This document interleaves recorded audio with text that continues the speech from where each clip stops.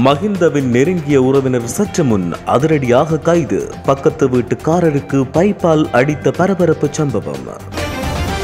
சர்ச்சை பிக்கு ஞானசார தேரருக்கு வந்த பரிதாப நிலை. சிறையில் அடைத்த அனூர் அரசு. சாதாரண சிறை அறையில் அடைப்பு. நிதி தர மறுத்தால் எலிக்காய்ச்சல் வந்து மரணிப்பாய். விரட்டிய மதகுரு உட்பட 2 அதிரடி கைது. தமிழர் பகுதியொன்றில் நடந்த சம்பவம். வவுனியாவில் மரக்கடத்தல் மாபியாவின் சட்டவிரோத செயற்பாடு முறியடிப்பு. வீதியில் ஓடித்தப்ப முயன்றவர்களுக்கு நேர்ந்த கதி. ஸ்ரீலங்கா கடற்பரப்புக்குள் அத்துமீறிய இந்திய மீனவர்களின் கேவல செயல். அதிரடி காட்டிய இலங்கை கடற்படை. இன்னும் முற்றுப்பெறாத தமிழ் எம்பி பிடித்த சுண்ணக்கல்லூரி விவகாரம். கைப்பற்றப்பட்ட கனரக வாகனத்தை சோதனையிட்ட போலீசார். இந்திய இழுவைப்படகு அடாவடி. யாழ் சுழிபுரம் மீனவர்களின் வலைகள் நாசம். கடும் கோபத்தில் மீனவர்கள். இலங்கை வானிலையில் நாளைய தினத்திலிருந்து ஏற்படவுள்ள மாற்றம். ரஷ்யாவுக்கான முன்னாள் இலங்கை தூதுவர் உதயங்க வீரதுங்க மிரிகான போலீசாரினால் கைது செய்யப்பட்டுள்ளார். அயல் வீட்டாரை தாக்கி காயப்படுத்திய சம்பவம் தொடர்பில் கைது செய்யப்பட்ட ரஷ்யாவுக்கான முன்னாள் இலங்கை தூதுவர் உதயங்க வீரதுங்க எதிர்வரும் 17ஆம் தேதி வரையில் விளக்கமறியலில் வைக்கப்பட்டுள்ளார். கைது செய்யப்பட்ட அவர் கங்கொடவில நீதவான் நீதிமன்றத்தில் முன்னிலைப்படுத்தப்பட்டதை தொடர்ந்து இந்த உத்தரவு பிறப்பிக்கப்பட்டுள்ளது. இந்த தாக்குதல் சம்பவம் தொடர்பில் நேற்றைய தினம் மிரிகான போலீசாரிடத்தில் முறைப்பாடு பதிவு செய்யப்பட்டது. இதையடுத்து குறித்த முறைப்பாடு தொடர்பில் நடத்தப்பட்ட விசாரணைகளின் அடிப்படையில் இன்று காலை உதயங்க வீரதுங்க போலீசாரால் கைது செய்யப்பட்டார். இதேவேளை கைது செய்யப்பட்ட உதயங்க வீரதுங்க முன்னாள் ஜனாதிபதி மஹிந்த ராஜபக்ஷவின் நெருங்கிய உறவினர் என்பது குறிப்பிடத்தக்கது. சம்பவத்தின் பொழுது பதிவு செய்யப்பட்டுள்ள வீடியோவும் வெளியிடப்பட்டுள்ளது.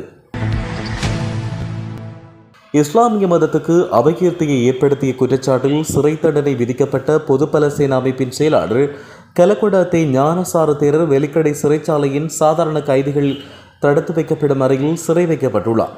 இதன்படி பதிவு செயல்முறைக்கு பின்னர் ஞானசார தேரர் சிறையில் அணிய வேண்டிய ஆடையை பரிந்துரைப்பதில் சிறைச்சாலையில் கட்டளை சட்டம் பின்பற்றப்படும் என சிறைச்சாலைகள் திணைக்களம் தெரிவிக்கின்றது.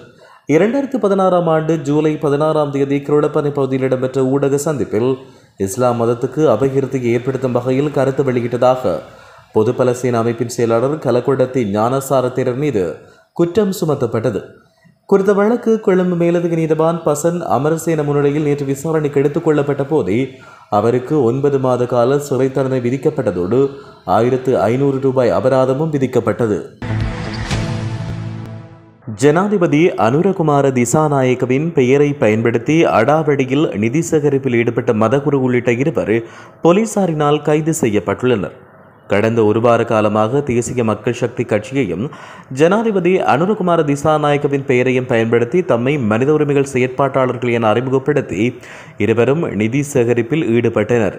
இந்நிலையில் நேற்று நெல்லியடி நகரில் நிதி சேகரிப்பில் ஈடுபட்டுக் கொண்டிருந்த பொழுது நிதி கொடுக்க மறுத்தவர்களை ஜனாதிபதியின் ஒளிப்படத்தை காண்பித்து அச்சுறுத்தி நிதியை வலுக்கட்டாயமாக பெற முற்பட்ட போது வர்த்தகர்களுக்கும் நிதி சேகரிப்பில் ஈடுபட்டோருக்கும் இடையில் முருகல் நிலை ஏற்பட்டது. இதையடுத்து அங்கு கூடிய வர்த்தகர்கள் குறித்த நபர்களை மடக்கி பிடித்து விசாரணை மேற்கொண்டு நெல்லியடி போலீசாரிடம் ஒப்படைத்தனர். அதையடுத்து 2 போலீசார் கைது செய்தனர். நிதி சேகரிப்பில் ஈடுபட்ட மதகுரு மனித உரிமைகள் செயற்பாட்டாளர் என தன்னை அறிமுகப்படுத்தியுள்ளதோடு சிறுவர்களை பராமரிப்பதற்காகவே இந்த நிதி பயன்படுத்தப்படுவதாக தெரிவித்தார். ஆனாலும் அதற்கான பற்றுச்சீட்டுகள் எவையும் வழங்கப்படவில்லை. அதேவேளை நிதி தர மருத்துவரை எலிக்காய்ச்சல் வந்து சாவா என்றும் அனுரவை நான் தான் யாழ்ப்பாணம் அழைத்து வந்தேன் எனவும் அனுர ஆட்களை பற்றி தெரியும் தானே என்றும் அச்சுறுத்தியுள்ளதாக வர்த்தகர்கள் தெரிவித்தனர். வவுனியா மரக்காரம்பிள்ளையில் மரக்கடத்தல் ஒன்றை முறியடித்துள்ளதாக நெடுக்குளம் போலீசார் கூறியுள்ளனர். நேற்று மரக்காரம்பிள்ளை பகுதியில் சந்தேகத்துக்கிடமாக மரங்களை ஏற்றிச் சென்ற ஜீப் ரக வாகனத்தை நெடுக்குளம் போலீஸ் நிலைய பொறுப்பதிகாரி திபுல் விவ தலைமையிலான போக்குவரத்து போலீசார் சோதனையிட்ட போது சுமார் 2 லட்சம் ரூபாய் மதிப்பிலான 72 மரங்கள் போலீசாரினால் கைப்பற்றப்பட்டன. அத்துடன் மரக்கடத்தலுக்கு பயன்படுத்திய ஜீப் ரக வாகனமும் போலீசாரினால் பறிமுதல் செய்யப்பட்டதோடு சாரதியையும் கைது செய்துள்ளனர். சம்பவம் தொடர்பான மேலதிக விசாரணைகளை நெடுக்குளம் போலீசார் மேற்கொண்டு வருவதோடு இன்று குறித்த நபரை நீதிமன்றில் முற்படுத்த உள்ளமை குறிப்பிடத்தக்கது. நேற்று இரவு இலங்கை கடற்பரப்புக்குள் அத்துமீறி நுழைந்து மீன்பிடி நடவடிக்கையில் ஈடுபட்ட 10 இந்திய மீனவர்கள் கைது செய்யப்பட்டுள்ளதுடன் மீன்பிடி படகொன்றும் கைப்பற்றப்பட்டுள்ளது. இவ்வாறு கைது செய்யப்பட்ட மீனவர்களை எதிர்வரும் 23ஆம் தேதி வரை விளக்கமறியலில் வைக்குமாறு ஊர்காவல்துறை நீதிமன்றம் உத்தரவிட்டுள்ளது. இது குறித்து மேலும் தெரிய வருகையில் இலங்கை கடற்படை மற்றும் கடலோர காவல் படையினர் நேற்றிரவு யாழ்ப்பாண காரநகர் கோவளம் கலங்கரை விளக்கத்தில் நடத்திய விசேட நடவடிக்கையின் போது இலங்கை கடற்பரப்பில் அத்துமீறி நுழைந்த இந்திய மீன்பிடி படகை கைப்பற்றியதோடு 10 இந்திய மீனவர்களையும் கைது செய்தனர். கைது செய்யப்பட்ட மீனவர்கள் மேலதிக சட்ட நடவடிக்கைக்காக யாழ் கடல் தொழில் நீரியவள திணைக்களத்திடம் ஒப்படைக்கப்பட்ட பின் ஊர்காவற்றுறை நீதிமன்றத்தில் ஆஜர்படுத்தப்பட்டனர். இதன்பொழுது அவர்கள் அனைவரையும் எதிர்வரும் 23ஆம் தேதி வரையில் விளக்கமறியலில் வைக்குமாறு ஊர்காவற்றுறை நீதிமன்ற பதில் நீதவான் நளினி சுபாஸ்கரன் உத்தரவிட்டார். கடந்த வாரம் பாராளுமன்ற உறுப்பினர் இளம் குமரனால் சாவகச்சேரி நுணாவில் பகுதியில் வைத்து வழிமறிக்கப்பட்டு சாவகச்சேரி போலீசாரிடம் ஒப்படைக்கப்பட்ட சுண்ணக்கல்லை ஏற்றிச் சென்ற கனரக வாகனம் வியாழக்கிழமை சாவகச்சேரி போலீஸ் நிலையத்தில் வைத்து சோதனைக்குட்படுத்தப்பட்டது. மேற்படி சுண்ணக்கல்லை ஏற்றி வந்த வாகனத்தில் ஏதேனும் சந்தேகத்துக்கிடமான பொருட்களை மறைத்து எடுத்துச் சென்றிருக்கலாம் என சந்தேகம் வெளியிடப்பட்ட நிலையில் சாவகச்சேரி போலீசார் நீதிமன்ற கட்டளையின் பிரகாரம் சுண்ணக்கற்களை வாகனத்தில் இருந்து அகற்றி சோதனைக்குட்படுத்தினர். மேற்படி சோதனை நடவடிக்கையின் போது எந்தவொரு சந்தேகத்துக்கிடமான பொருட்களும் இல்லாத நிலையில் போலீசார் கனரக வாகனம் மற்றும் சுண்ணக்கற்களை சாவகச்சேரி நீதிமன்றில் பாரப்படுத்தியுள்ளனர். கடந்த வாரம் பாராளுமன்ற உறுப்பினர் இளம் குமரனால் சாவகச்சேரி நுழாவில் பகுதியில் வைத்து வழிமறிக்கப்பட்டு சாவகச்சேரி போலீசாரிடம் ஒப்படைக்கப்பட்ட சுண்ணக்கல்லை ஏற்றிச் சென்ற கனரக வாகனம் கடந்த 9ஆம் தேதி சாவகச்சேரி போலீஸ் நிலையத்தில் வைத்து சோதனைக்குட்படுத்தப்பட்டது. மேற்படி சுண்ணக்கல்லை ஏற்றி வந்த வாகனத்தில் ஏதேனும் சந்தேகத்துக்கிடமான பொருட்களை மறைத்து எடுத்துச் சென்றிருக்கலாம் என சந்தேகம் வெளியிடப்பட்ட நிலையில் சாவகச்சேரி போலீசார் நீதிமன்ற கட்டளையின் பிரகாரம் சுண்ணக்கற்களை வாகனத்தில் இருந்து அகற்றி சோதனைக்குட்படுத்தியிருந்தனர். மேற்படி சோதனை நடவடிக்கையின் பொழுது எந்தவொரு சந்தேகத்துக்கிடமான பொருட்களும் இல்லாத நிலையில் போலீசார் கனரக வாகனம் மற்றும் சுண்ணக்கற்களை சாவகச்சேரி நீதிமன்றத்தில் பாரப்படுத்தியுள்ளனர். இலங்கையில் இன்று முதல் மழையுடனான காலநிலை அதிகரிக்கும் சாத்தியம் நிலவுவதாக வளிமண்டலவியல் திணைக்களம் எதிர்வு கூறியுள்ளது. இந்நிலையில் வடக்கு, வடமத்திய மற்றும் கிழக்கு மாகாணங்களிலும் மாத்தளை மற்றும் நுவரெலியா மாவட்டங்களின் சில இடங்களில் இவ்வாறு மழை பெய்யக்கூடும் என எதிர்பார்க்கப்படுகிறது. குறித்த பகுதிகளில் 75 மில்லிமீட்டர் வரையான பலத்த மழை பெய்யக்கூடும் என அறிவிக்கப்பட்டுள்ளது.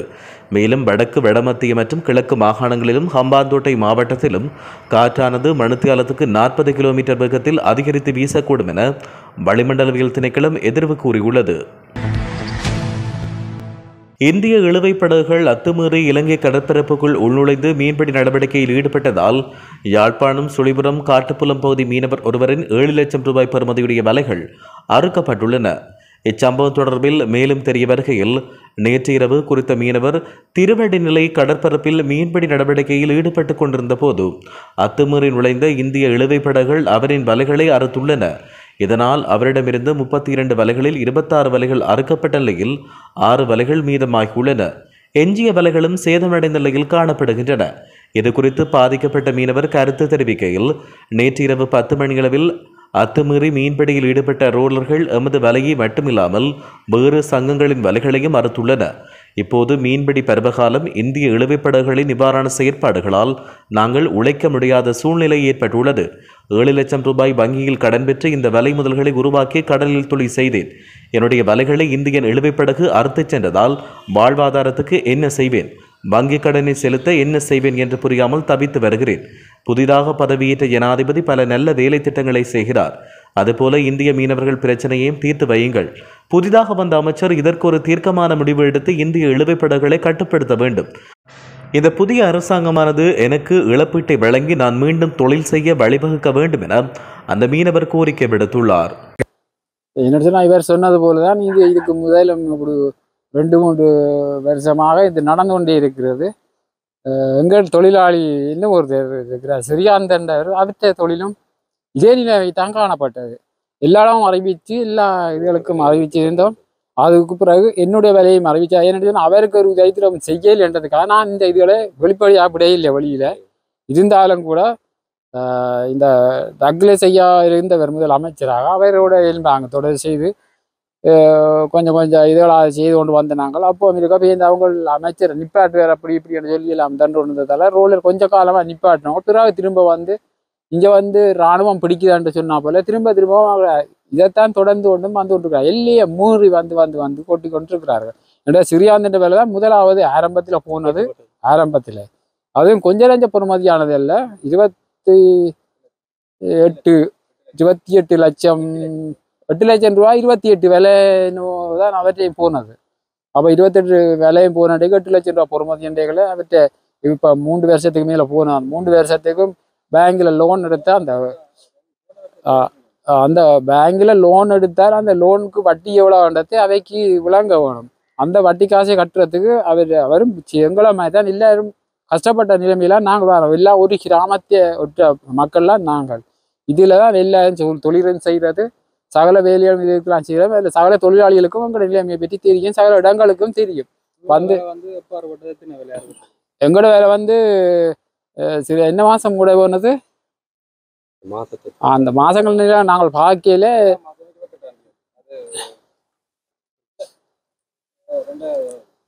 2023ஆம் ஆண்டு 28ஆம் தேதி 17ஆம் தேதியோ தான் அந்த நாள். நாங்கள் 28ஆம் தேதி எங்களோட வேலை வந்து ஒரு 18 வேலை இந்த வேலை போனது. அதுக்கு வந்து இப்போ அந்த நேரமே சரியான விலைக்கு தான் எடுத்தது. அந்த நேரமே 3 லட்சம் ரூபாய்க்கு மேலே இந்த வேலை பொறுமதி வந்தது. அந்த நேரம் அப்படி எங்களுடைய சங்கத்தில் வந்து இப்போ இதோட 3வது முறை அறுபட்டு இருக்குது. எங்களோட 3 பேர் தான் இப்போ முற்றுமாக 3 போட்டு வேலை தான் அறுபட்டு இருக்குது. மொத்த பொறுமதி 3 போட்டு பார்க்க போனா இப்போ கிட்டத்தட்ட ஒரு 25 லட்சத்துக்கு மேலே வரும். அறிவிச்சிறாங்க சில பேர், எல்லா இடங்களும் மீடியாக்களும் அறிவிச்சு எல்லா இடங்களும் அறிவிச்சினாங்க, சகல இடங்களுக்கும் அறிவிச்சினாங்க. இதுவரையும் இதுவும் யாரும் அதை செவிசாய்ச்சதும் இல்லை, வந்து பார்த்ததும் இல்லை, வந்து ஒரு உதவி திட்டங்களும் செய்ததாக இல்லை. யாழ் மாவட்டத்திலேருந்து இந்தியா தூதரமைக்கு வரைக்கும் அவன் எல்லா இடமும். நேற்று பின்னேரம் 5 மணிக்கு என்னுடைய பிள்ளைகள் எல்லாம் தொழிலுக்கு போனது. அப்போ வலை வந்து நேற்று விட்டுட்டு இருந்தது. இந்தியா ரோலர் இது வந்துங்கோ இரவு 10 மணிக்கு நல்ல உள்ளால வந்து எங்களோட பிள்ளைகளோட தொழில் மட்டும் இல்லை, எல்லா சங்கங்களோட இதுகளையும் ராத்திரி முற்றாக எல்லாத்தையும் அறுத்து கொண்டு போட்டினேன். நான் வந்து 7 லட்சம் ரூபா லோன் எடுத்து அங்கே வங்கியில் இந்த வேலையை சீராகி புதுசாக போட்டும் எடுத்து நான் இந்த தொழிலை செய்து கொண்டு லோனை தான் கட்டிக்கொண்டு நானும் சாப்பிட்டு கொண்டு என்னுடைய இதுகளில் நடந்தது. உண்மையாக இப்போ நான் லோன் கட்டுறதுக்கும் வழி இல்லை. என்ன காரணம்னா முற்றாக இந்தியன் ரோலர் வந்து முழுக்கலையும் முற்றாக கொண்டு போடுது. எனக்கு 32 வேலை போட்டேன். நான் இப்போ இருக்கிற வேலை 6 வேலை தான். 6 வேலையை வச்சு நான் வேலை செய்ய இயலாது, தொழில் செய்ய இயலாது, லோன் கட்ட இயலாது. இப்போ வந்த புதிய அமைச்சர் இதுக்கு ஒரு நல்லொரு தீர்க்கமான முடிவெடுத்து இந்த இந்திய ரோலர்களையும் பெறவிடாம அவையால் தங்களுடைய எல்லையை மீறித்தான் ராத்திரி வந்ததுங்க. என்ன காரணம்னா மாதங்களுக்கு நேர உள்ளால வந்து எங்களோட தொழிலாளிகள் தொழிலுக்கு அரைவாசி பேரும் தொழிலுக்கு போகல, போயிருந்தா அவையன்றையும் முற்றாக அறந்து போயிருக்கும். நான் வந்து உண்மையாக இந்த லோன் கட்டுறது என்னன்னு தெரியல ஐயா. பேங்குகளுக்கும் சொல்லலாத ஒரு முடிவும். உண்மையாக இந்த பிரச்சனைகளை ஐயா இப்போ வந்த முதல் இருந்த அமைச்சராக்கள் இந்த இதை வந்து தீர்க்கிறேன்னு சொல்லி கொண்டு தான் இருந்தவை. இப்போ வந்த புதிய எங்களுக்கு ஒரு அமைச்சர் ஐயா வந்திருக்கிறார். எங்களோட பிரச்சனைகளை தீர்த்து நாங்கள் நல்லொரு வாழ்க்கையை வாழ வேணுமென்று சொல்லி உண்மையாக எங்களோட அமைச்சர் நேரடியாக வந்து பிரச்சனைகளை தீர்த்து எனக்கும் சரியான கஷ்டம் ஐயா. எனக்கும் கால இயலாது, அதால் லோன் கட்டுறதுக்கும் வசதி இல்லை. எனக்கு இந்த தொழிலை திரும்ப நான் செய்கிறதுக்கு எனக்கு இந்த எல்லா இது அரசாங்கங்களும் எனக்கு இந்த உதவியை செய்து திரும்பவும் நான் இந்த தொழிலை செய்து என்னுடைய லோனை நான் கட்டணும். எனக்கு 5 பிள்ளைகள். உண்மையாக நான் பாதிக்கப்பட்ட நான் முன்னத்திலே ஊனமுட்ட நான் இதே ஒரு கருத்தில் கண்டு நீங்கள் எனக்கு இந்த தொழிலை நான் இப்போதான் மீன் சீராக படுற நேரம் எனக்கு தொழில் வளங்கள் இல்லைங்க ஐயா. நீங்கள் மற்றது திணைக்களத்தில் சகல பேரையும் கேட்டால் சொல்லுவினைங்கோ. நாங்கள் நிரந்தர தொழிலாளி. இன்றைக்கு எங்கண்ட தொழிலாளிகள் இரவு கஷ்டத்தில் இந்த நேவின்ற இந்த இந்தியன் ஆக்கினால தான் அரைவாசி போட்டுகளும் போகல ராத்திரி. எங்களுக்கும் இது தெரியாத ஐயா. நாங்கள் உள்ளாலாம் விட்ட நாங்கள் நல்ல எங்கடையிலேயே கடந்து உள்ளே வந்துட்டினேன். இதுக்கு ஒரு நியாயம் நீதி இல்லையா? இந்த பிரச்சனையை எங்களுடைய அமைச்சர் ஐயா, இப்போ வந்த புதிய அமைச்சர் ஐயா, இந்த பிரச்சனை எங்களுக்கு தீர்த்து வையுங்க ஐயா. உண்மையாக எனக்கு மட்டும் பாதிப்பில்லை. உண்மையாக மாதல் பக்கம் எல்லாம் சகல போட்டுகள்லையும் வெட்டி கொண்டு போட்டினேன். எங்களுக்கு மட்டும்தான் பிரச்சனை இல்லை, எல்லா சங்கங்களுக்கும் எல்லா கடத்தொழிலாளிகளுக்கும் இதுல பாதிக்கப்படுது. பிரச்சனை தீர்க்கிறேன்னு சொல்றீங்களே, இன்னும் தீர்க்கிற அளவுக்கு இல்லை.